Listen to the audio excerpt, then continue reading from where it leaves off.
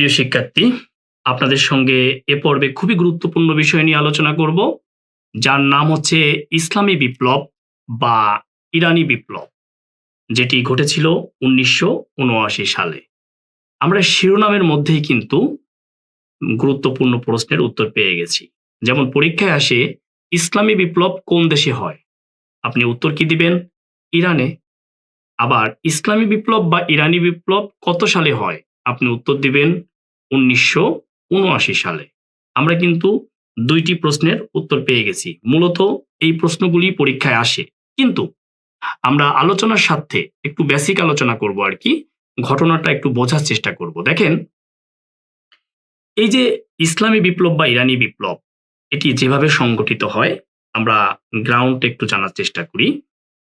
এখানে যে পরিবারটি ক্ষমতায় ছিল দীর্ঘদিন, সেই পরিবারটির নাম শাহ পরিবার। এখানে শেষ যিনি ক্ষমতায় আসেন, তার নাম হচ্ছে রেজা শাহ পাহলভী। আপনারা জানেন যে ইরানে তেলের খনি রয়েছে।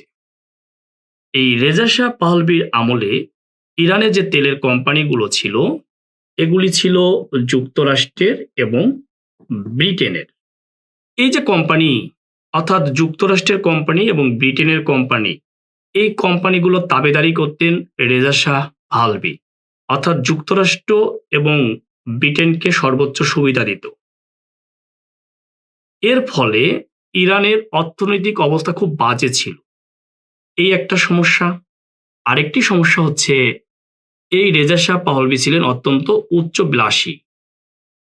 দেখেন, ইরানে যেখানে অভাব চলছে, সেখানে রেজা শাহ পাহলভীর বিলাসিতা জনগণকে খুবই ব্যথা দিয়েছে। যেমন, আমি যদি ছোট্ট একটা উদাহরণ দেই, রাজকীয়ভাবে ডিক্লারেশন ছিল, রেজা শাহ পাহলভীর পরিবারের মেয়েরা, বধূরা প্রতিদিন গোসল করার জন্য তাদের দুধের পানি লাগে, অর্থাৎ কলসি ভরে দুধ আনা হতো।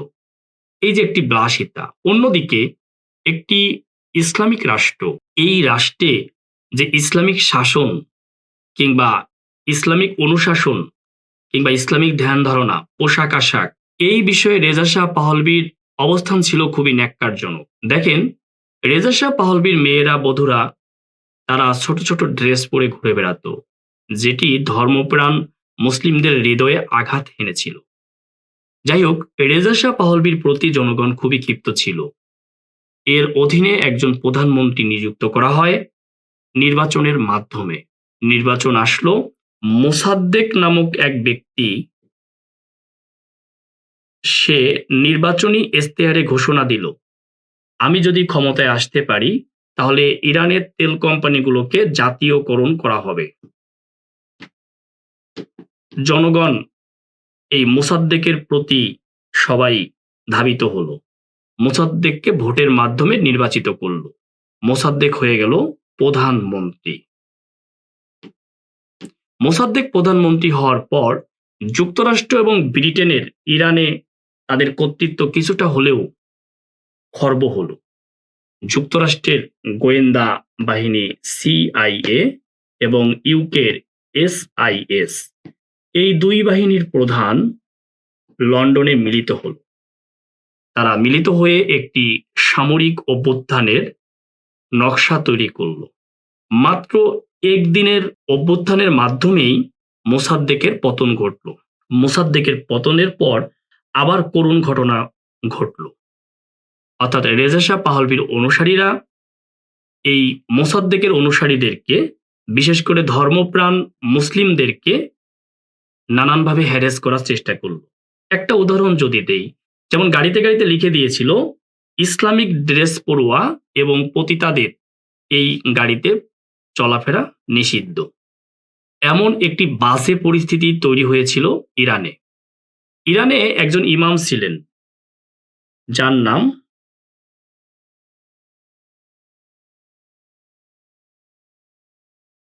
Ayatollah Ruhollah Khomeini. এই আয়াতুল্লাহ রুহুল্লাহ খোমেনি তিনি নির্বাসিত জীবনযাপন করতেন ইরাকে। এই করুণ পরিস্থিতিতে তিনি ১৯৭৮ সালের শেষের দিকে একটি ইসলামিক সম্মেলনের ডাক দিলেন। এই ইসলামিক সম্মেলনে নজিরবিহীন নজিরবিহীন উপস্থিতি হলো।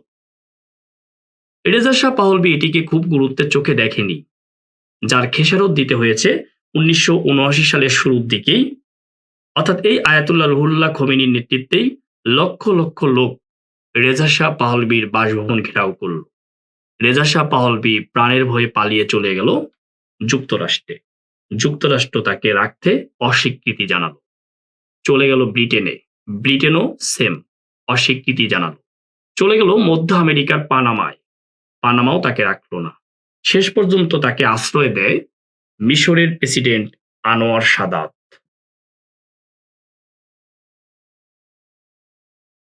কিন্তু ভাগ্যের নির্মম পরিহাস, মাত্র ৬০ বছর বয়সেই ক্যান্সারে আক্রান্ত হয়ে রেজা শাহ পাহলভী মারা যান।